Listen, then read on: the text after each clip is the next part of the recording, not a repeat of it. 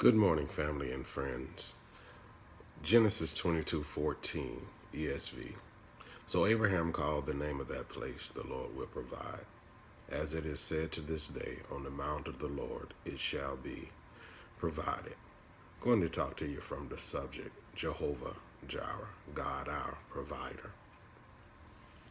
You may have heard this story before of a man who fell off of a cliff, and on his way down, he was able to reach up and grab the hold to a tree branch that was sticking out of the rock crevice.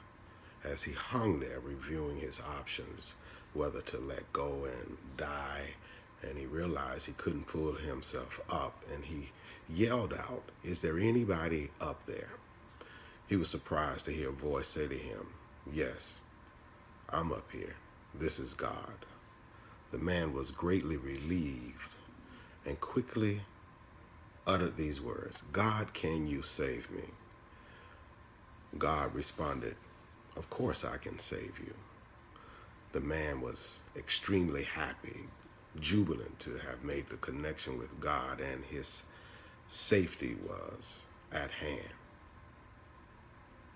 And so the man said, "Great. Just tell me what to do in order to be saved, in order to be helped."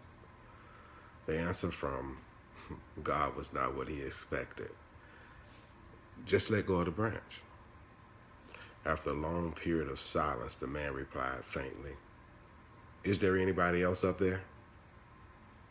All too often we ask God to provide, and when he gives us the answer, it isn't oftentimes what we want to hear, but it is within his provision, Jehovah Jireh.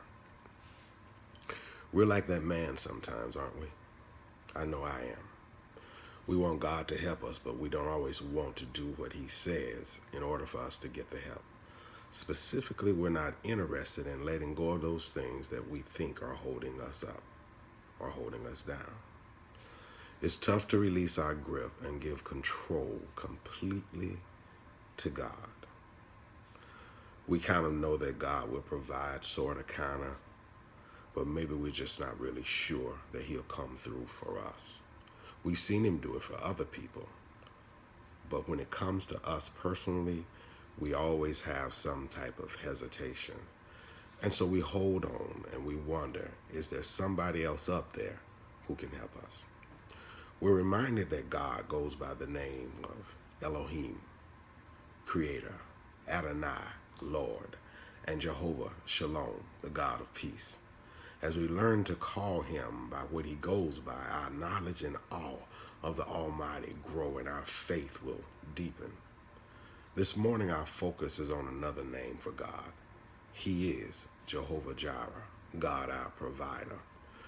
We know from the Bible that God loves to meet the needs of his people. He has shown us this on the pages of the Holy Writ, and he's also shown us this in our lives and the lives of the faithful. He counts every hair on our heads, and he sees the sparrows that fall to the ground. And because of that, he will care for us. Matthew 10:29-30. Are not two sparrows sold for a penny? Yet not one of them will fall to the ground outside of your Father's care. And even the very hairs of your head are all numbered. God provided for Daniel when he was in the lion's den.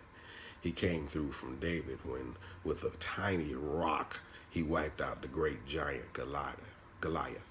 He provided manna in the wilderness for the Israelites. He met the needs of a widow. He delivered Gideon from the mighty Midianites. God loves to come through for his people, but not often until we let go. Perhaps the most moving and heart-wrenching account of God's provision is found in Genesis 22. Let me give you some background. Abram was called by God when he was 75 years old from the area that is now known as Iraq.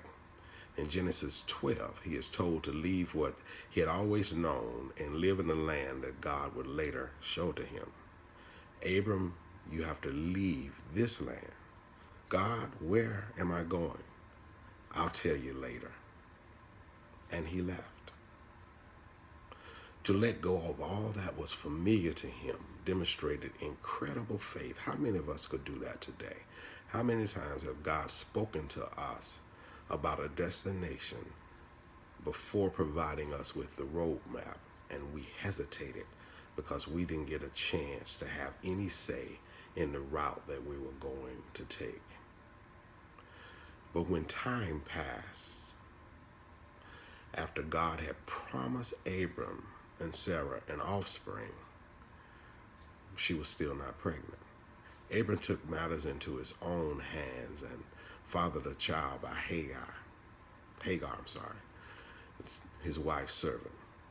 He compromised then, but he was also courageous when he went on a rescue mission to get his nephew Lot back from the bad guys. Abram demonstrated a lot of positive qualities, like appealing to God to not destroy Sodom. But we also know that twice he lied about his wife in order to protect her. Finally, after 25 years of waiting, the son of promise was born to them. When he and Sarah got the news, they both started laughing, and so God gave the boy the name Isaac, which means laughter. Abram's name was changed to Abraham, which means father of a multitude of nations. Now, the promises of God could be fulfilled through Isaac.